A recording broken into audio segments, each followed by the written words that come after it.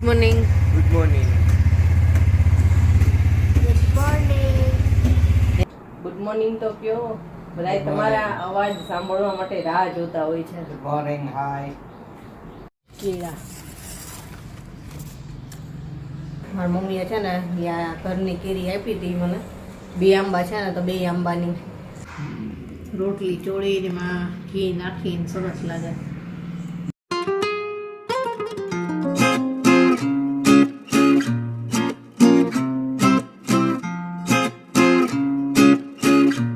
Morning. Good morning. Exam દેવા જાય છે. આ પાછી તૈયાર થઈને સૂઈ ગઈ હતી. વાર હતી ને તો 2 એક્ઝામ છે. આજનું વાતાવરણ જેવું આવું છે મસ્ત.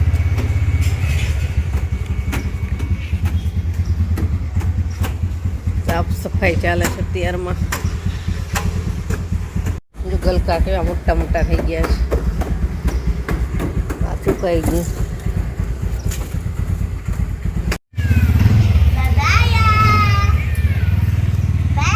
બાય. Best of luck. બેયને બેસ્ટ ઓફ લક. ચલો બાય. ધીમે ચલાવજે. જો આવ્યો તું. બેયને બેસ્ટ ઓફ લક કે બિલુ. ચલો બાય.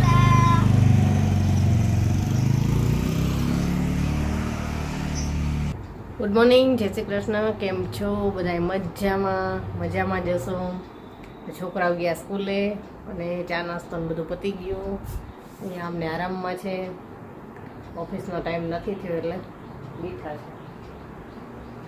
કેમ છો?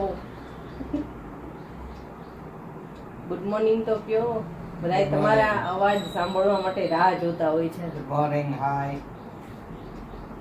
ઘણા બધા લોકો યાદ કરે છે તમને. Thank you. આપણે મસાલા અને ઘઉંનું કામ બધું પતી ગયું અને આજથી હવે વિડીયોની શરૂઆત પાછી કરીશ. કુકિંગના એવા થોડાક વિડીયો કરવાના છે એ બધાય કરીશ. છોકરાઓ તો ગયા છે એક્ઝામ દેવા માટે. હજી 16 તારીખ સુધી 2 એક્ઝામ ચાલશે. પછી કંઈક ફ્રી થાશું. અને કાલે ઘઉં એટલા સાફ કર્યા 10 મણ તો આખું શરીર દુખતું હતું. સવારમાં ઉઠાણું માંડ એટલું આખું શરીર દુખતું હતું. પણ કામ પતી ગયું બધું. ચાલો આપણે બહાર થોડો કાંટો મારતા આવી ગાર્ડનમાં. શું થયું છે 2-3 દિવસથી તો બિલકુલ ધ્યાન જ નથી અપાણું. પાંદડાનો ઢગલો થયો છે. બોલાવે છે. શું રોટલી ખાધી તે? અહીંયા જ બેસી જાય હો. એટલે કાંઈ બીક જ નહીં, કૂતરા નહીં કાંઈ. બસ ઉપર બેઠો બેઠો જોતો હોય. એટલે ચંપાના ફૂલ ને કેવો સરસ વ્યૂ આવે છે. આવવું નથી અહીંયા, ત્યાં તો તરત આવી ગયો. ત્યાં જ રે. જો ગલકામાં ફૂલે સરસ આવ્યા છે. જો ગલકું થયું છે. મને તો એના ફૂલ ગમે ને એટલે જ ગલકાનો વેલો રાખું છું. એટલા પાંદડા ફેર્યા અને શું ફેરફાર થયો છે બગીચામાં જેવો બતાવું. કેળા એમાંય પાન ફસાઈ ગયા. જો એટલા પાન ખરે છે. કેટલાય અંદરે પાન ફસાણા છે પણ એ નીકળે એવા નથી હવે. અહીંયા જો અહીંયા જ આટલો ઢગલો થયો છે પાનનો. તો અહીંયા જો હજી સવાર વાળ્યું છે. જો ઝાડ બતાવું ને એટલે ખબર પડી જશે. આવું પીળું ઝાડ થઈ ગયું. થોડોક જ ધીમો પવન થાય ને એટલે આખો ઢગલો થાય સીધો પવનનો. જ્યાં બધે ફસાઈ ગયા છે પાન. કેળા હજી અહીં ઝીણા ઝીણા થયા અને અહીં તો કેળીઓ થાય ને એમાં ન થયા. હવે નીચે ખબર નહીં પાછા થાય તો. આ મરચું લાલ થઈ ગયું છે સરસ. 2-3 કલરનું થઈ ગયું.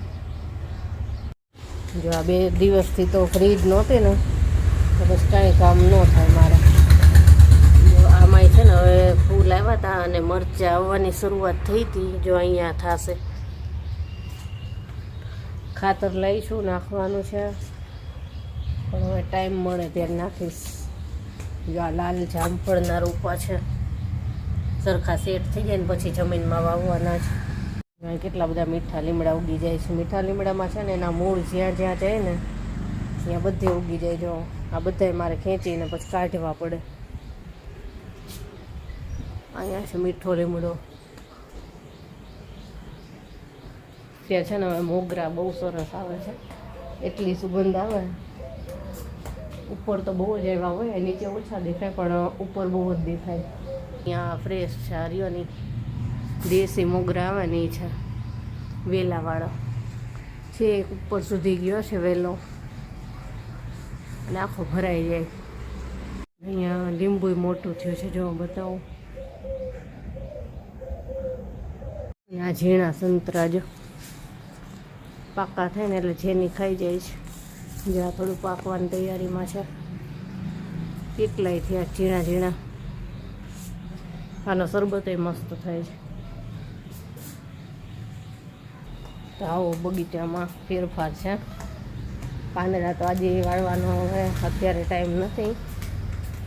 મારે વિડીયો એડિટિંગ કરવાનું બાકી છે. કાલે તો ઘઉં સાફ કર્યા એટલે બહુ જ થાક લાગ્યો અને પછી સૂઈ જ ગઈ હતી એટલે બાકી રહી ગયું છે. તો અત્યારમાં વિડીયો એડિટ કરવા બેસીશ. હમણાં છોકરાઓ 9 વાગે તો આવી જવાના છે એટલે પછી કાંઈ કામ ન થાય એટલે અત્યારમાં બેસી જાઉં. એનો કલર કેવો મસ્ત થયો છે, એકદમ પર્પલ. આનો તેની કરતાં ડાર્ક છે. કેવો સરસ લાગે છે. જવું છે તમારે?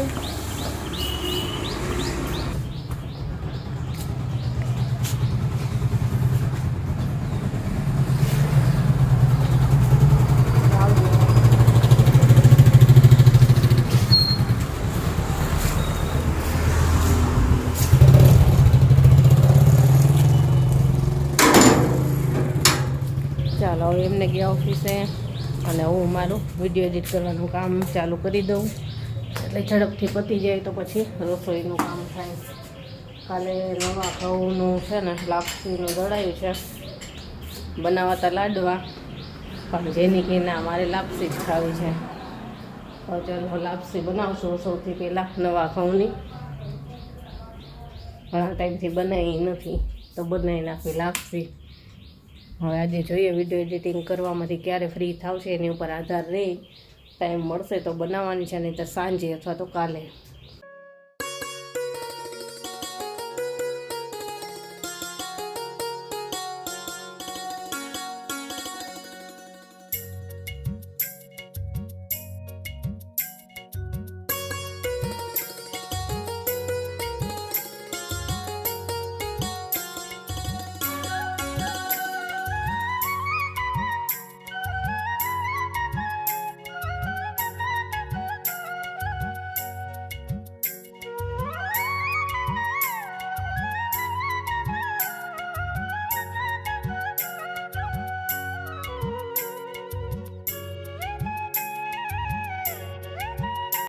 ચાલો જમવામાં બનાવ્યું છે રીંગણાનું શાક કોરું અને ફ્લાવરનું શાક છે. થોડુંક રસાવાળું ભાત બનાવ્યા છે એટલે ભાત છે, મરચાં વઘાર્યા છે અને આ નવા ઘઉંની રોટલી સરસ થઈ, કૂણી એકદમ સારી બની અને છાશ છે.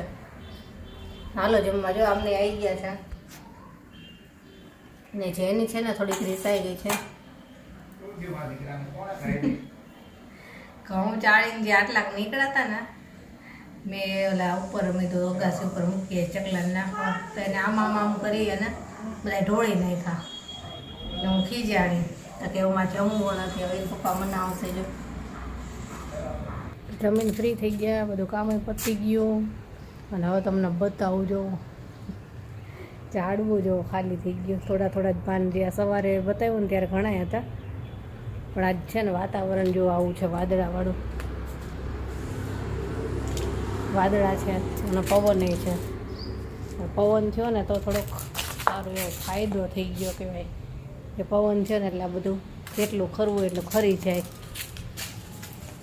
સાંજે જો કામ નહીં હોય, કોઈ આવી નહીં ગયું હોય ને તો અગાસી ઉપર જવું છે અને અગાસી ઉપર એટલા પાન ભરાણા હશે કે ઝાડ ખાલી જ થઈ ગયું. જો ક્યાંક ક્યાંક રહ્યા છે.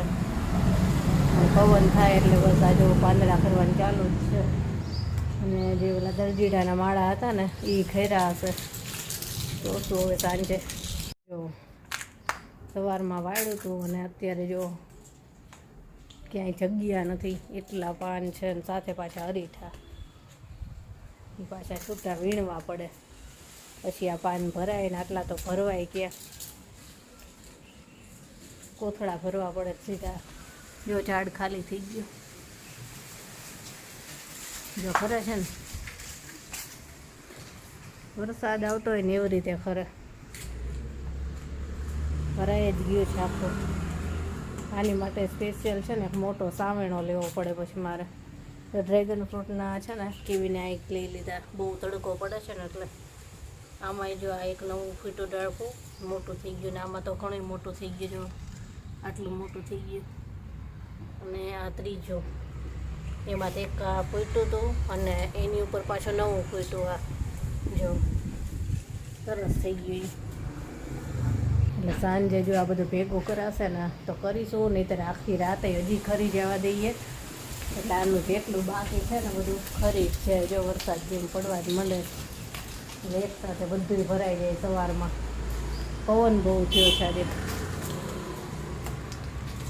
સાંજે હવે ખબર ફરી ગયા હશે ને બહુ વધારે તો ભરી લઈશું.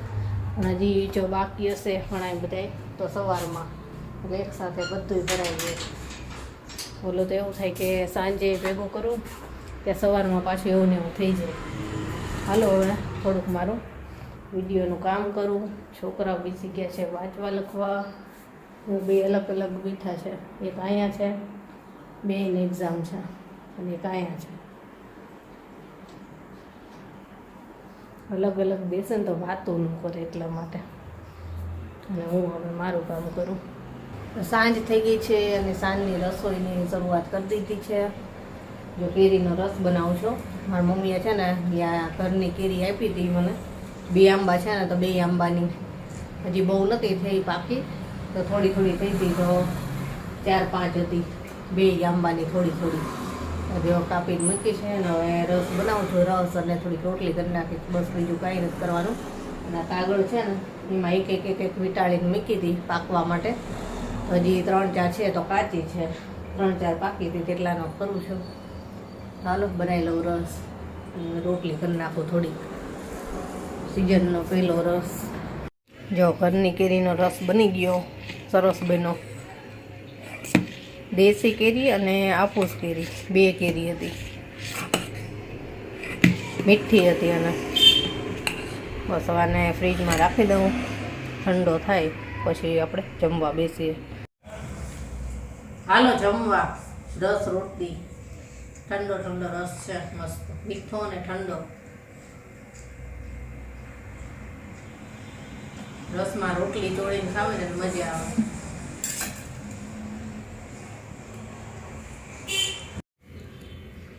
ઘણાઈને રસ પૂરી ભાવતી હોય, પણ અમારે તો વધારે રસમાં રોટલી ભાવે. રોટલી ચોળીને એમાં ઘી નાખીને સરસ લાગે. મને ખાલી રસ જ ભાવે, રોટલી નહીં, પૂરી નહીં. એમને ખાલી સીધો વાટકો મોઢે માંડવાનો, ચમચી તો હાલ જ નહીં એમને. મોટો વાટકો જ જોયો એમને. હાલો બધા જમવા, રસ રોટલી. તો જમીને ફ્રી થઈ ગયા, અને જમીને ફ્રી થયા તમે જો લાવો અત્યારે થોડાક પાંદડા ભેગા કરીને એક જગ્યાએ ઢગલો કરી લઉં. તો વાળતી હતી થોડોક ઢગલો તો કેવી પપ્પા મને કે અંદર આવતી રહે કે સૂઈ જા, કે નથી કરવું, કે સવારે જે કરવું એ તો ન કરવા દીધું. હાથ પકડીને અંદર લઈ આવે, નથી કરવાનું અત્યારે કંઈ સૂઈ જા કે. તો મુકાયું ધાવણી અહીંયા પડી રહી. અને હવે વિડીયો એડિટ કરવા બેસવું છે. છોકરાઓ વાંચવા લખવા બેસી ગયા, એક્ઝામ છે એટલે. તો સારું ચાલો હવે આજનો વિડીયો આપણે અહીંયા જ પૂરો કરીશું. કાલે મળીશું. Bye, good night.